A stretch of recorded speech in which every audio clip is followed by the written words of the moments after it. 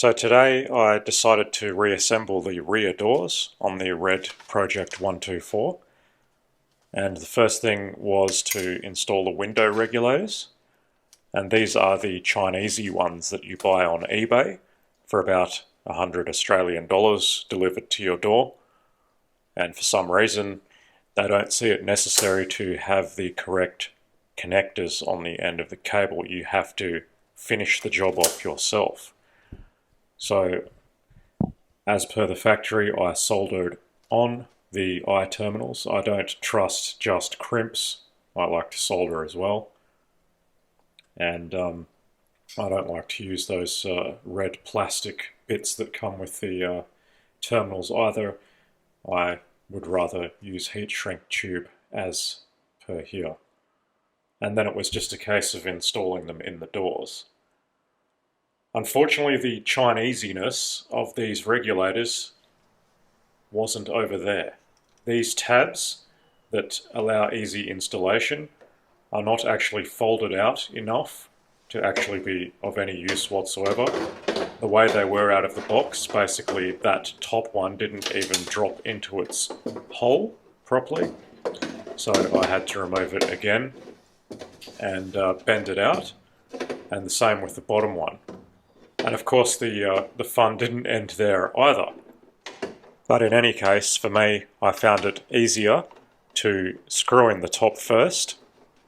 Once you've got that in, it's not going to drop out, and then you just position the bottom correctly and you screw in where I just pointed. And then you can just put in the 3 nuts. Of course, you need to make sure that the cable is correctly installed and not going to get caught up in the mechanism or by the window itself. Naturally, these Chinesey regulators do have a cable that's too long. So yeah, you have to correct that at the time of changing those connectors. This was the other surprise mentioned earlier. The studs on the regulator were too long.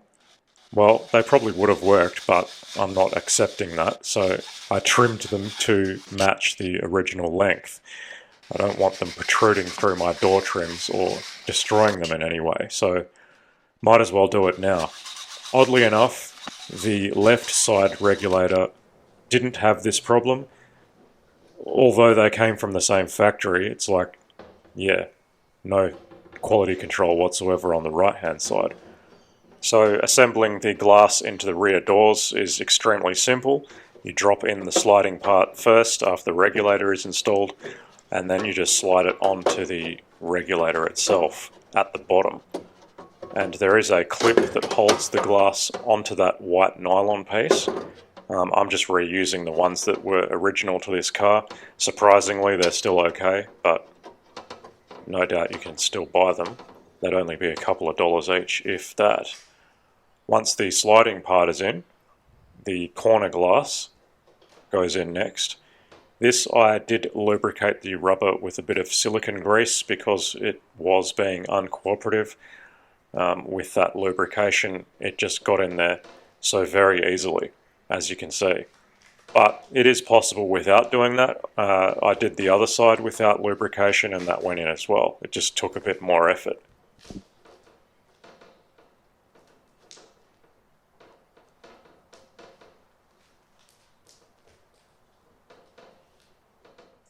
On the rear side of that corner glass, I was just making sure that this rubber had seated properly. There is a thin lip seal there, and that can actually get trapped inside the door and not seat properly.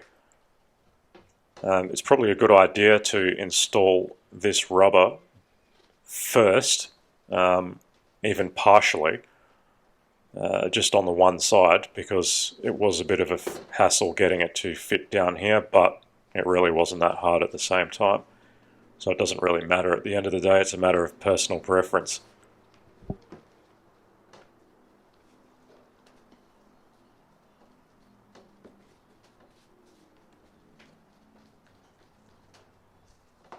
It's then just a case of bottoming out the regulator so you can slide up the dividing bar. It goes up very easily through here. for some reason I thought it was a good idea when I was dismantling this car to take it out from the top. It is possible, but what a nightmare. This is so much easier. As long as the glass is the whole way down, it just slides up along its side. And yeah, one bolt at the bottom, loosely for now. You don't want to tighten that fully yet because you want to do up the top first so it pulls it all the way to its home position. And that's just one screw up the top that goes through the actual door frame. And the factory screw, as you can see, is just a bit too long, and it does actually dig into the rubber door seal, but that's how the Germans wanted it, so that's how it's staying. And that's it. That door is done. Now there is a bit of a squeaking noise in one direction. That is because the sound insulation on the outside skin of the door is peeling inwards. I just need to glue that back on. It's rubbing on the glass as it goes down. I did waste half a day trying to paint these dividing bars, but these late version ones are extremely difficult to paint.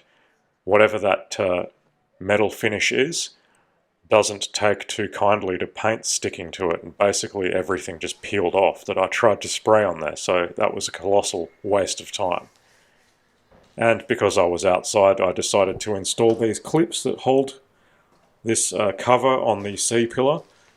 Unfortunately, I've lost the screws that hold these on, so I couldn't actually finish the job off, but at least these clips are in for now.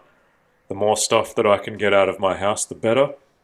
It's starting to look a lot better now that I've got all of those 124 parts out. Now this part is extremely dangerous, not for your health, but for the car's finish.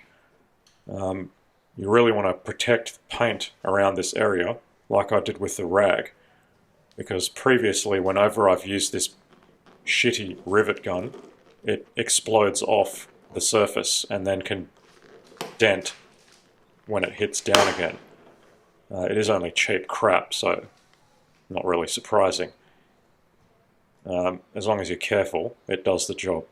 So I did both sides with those clips, and both doors are fully assembled, and I have installed all 4 door seals as well. Much to my relief, the front doors are actually getting better. To begin with, I had to slam them to the point of almost smashing the glass for them to close, but the seals are getting more accustomed to the car, so let's test out these windows and call it a day. Reason for the testing is just to make sure that I've connected the terminals the right way around on the doors for the motors. Obviously, if they're the wrong way around, you'll push up and it'll go down, and vice versa. Now this interior is still full of dust from the paint shop. I'm going to have to clean that out painstakingly.